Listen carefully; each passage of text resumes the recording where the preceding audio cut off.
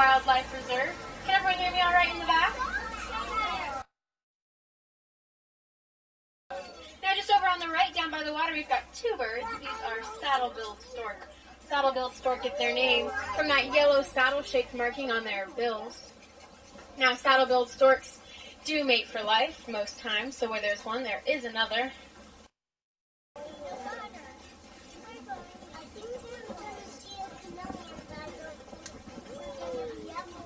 Alright guys, so back on the left, right to the left of that pile of rocks, maybe you can see the horn sticking up. Looks like we've got a black rhino. It's way back over there on the left. Now rhinos actually have no natural predators, only humans. Yep, there you go. They're poached for that horn that they have, which is made out of keratin. Keratin is actually the same thing that our hair and fingernails are made out of. Now those black rhino were down to 2,000 in numbers at one point. Now they're back up to around 5,000. Still a shame though. Just over on the right up the hill we've got some bongo. Those chestnut-colored antelope. Now bongo are nicknamed the ghost of the forest because they are very rarely seen. Here in the forest, a lot of the animals rely on camouflage as their main defense from predators. Sometimes they're a little...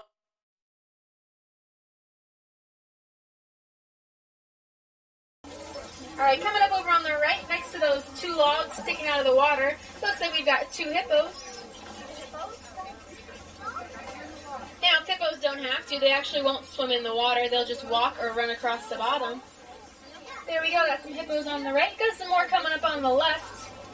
Hippos can actually stay fully submerged underneath the water for up to 8 minutes. Yeah, does anybody know what a group of hippos is called? A bloat. Bloat, B-L-O-A-T. Now these birds on the island on the left, these are pink-backed pelican. You might be able to see what that one on the end is doing over there with its mouth and its bill. It actually does that to help stay cool because birds don't sweat.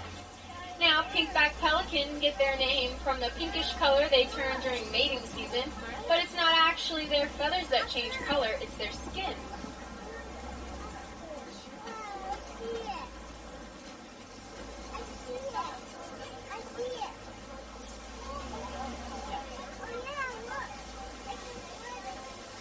Just on the left, looks like we've got some Nile crocodile. Now, Nile crocodiles are the largest of the crocodile species, weighing in at about 500 pounds and reaching lengths of around 16 feet. Nile crocodiles can eat up to half of their body weight in just one sitting, but on average they only eat about one meal a week. You may see that croc back there that's lying with his mouth open. Crocodiles don't do that because they're hungry, but they actually lay with their mouths open because it helps them cool down, helps them get some air circulation.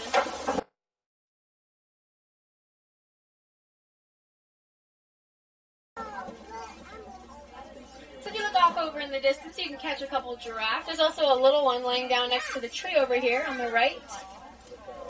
Giraffes are the tallest animal on the planet, measuring about 20 feet high. And they actually give birth standing up. So the very first life experience a baby giraffe has is about a 6-foot drop to the ground. Now, the print of a giraffe is much like our own fingerprints. It's unique to each individual animal. We've got another one laying down just here between those trees.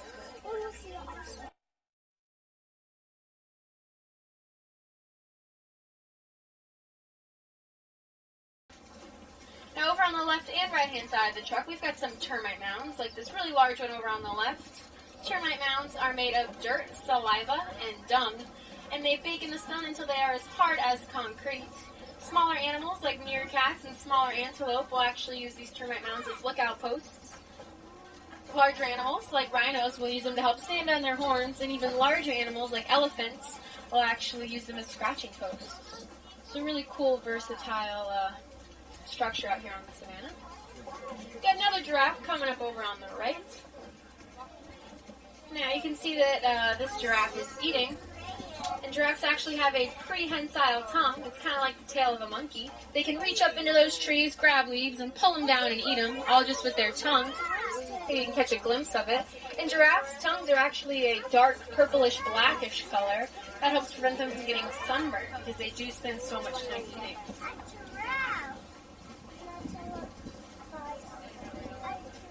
Got one coming up on the right and the smaller one and just a little bit on the right.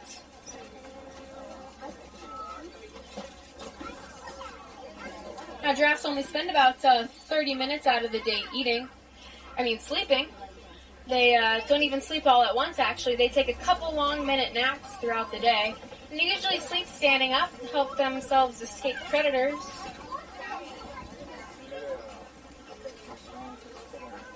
We've got another one coming up on the left. Giraffe actually have the same number of vertebrae in their neck as we do. Theirs are just a lot larger.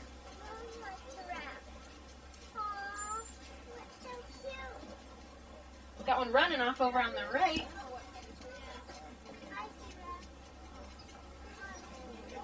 Got one coming our way on the right as well.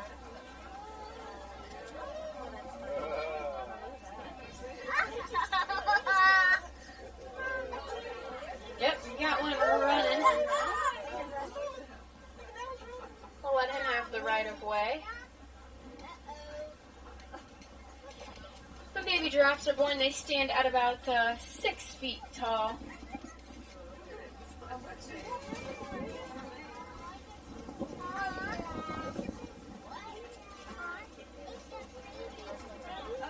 They can grow up to about 20 feet tall.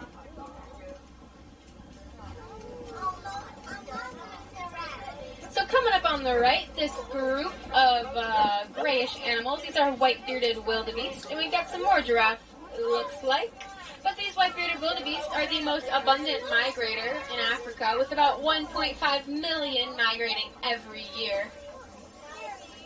And just over here on the right, this cattle next to these trees, that is an ankole cattle. Now those big horns may look heavy, but the inside is actually made of a honeycomb-like structure that has blood vessels that flow through it, and it helps keep the cattle cool. So it's kind of like having a giant AC unit on your forehead. So we might have better luck up at the next watering hole. Elephants actually live in herds.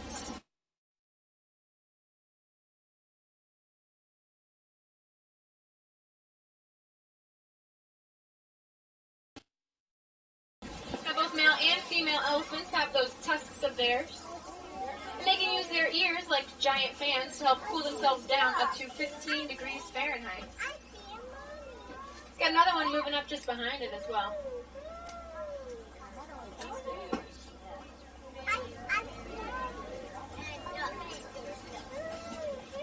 Just over on the left on that island there, we've got some greater flamingo.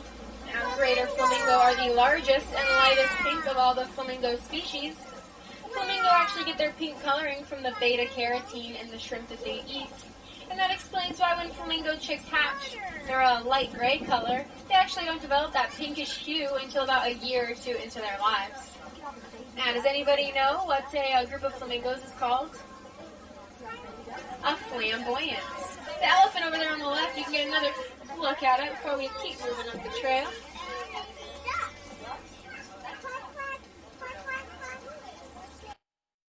Alright, coming up on the left, looks like we've got some ostriches now, and some white rhino just behind them.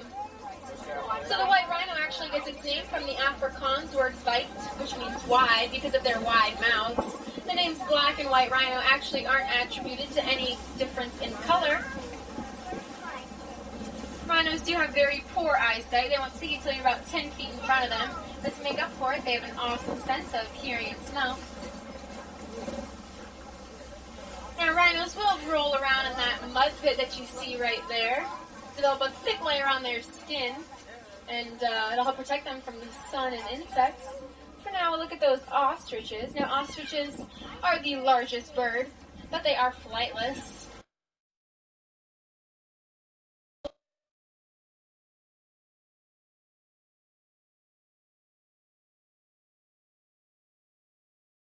Just over on the right, these antelope laying down in the road, those are bontebok. Now, bontebok were nearly extinct at one point, but some farmers helped preserve them and bring them back. But they are extinct in the wild. The only place you can find them is on reserves like this one. Just over on the right, we've got a scimitar horned oryx. Scimitar horned oryx are native to northern Africa. Scimitar horned oryx can actually go weeks, even months, without drinking any water.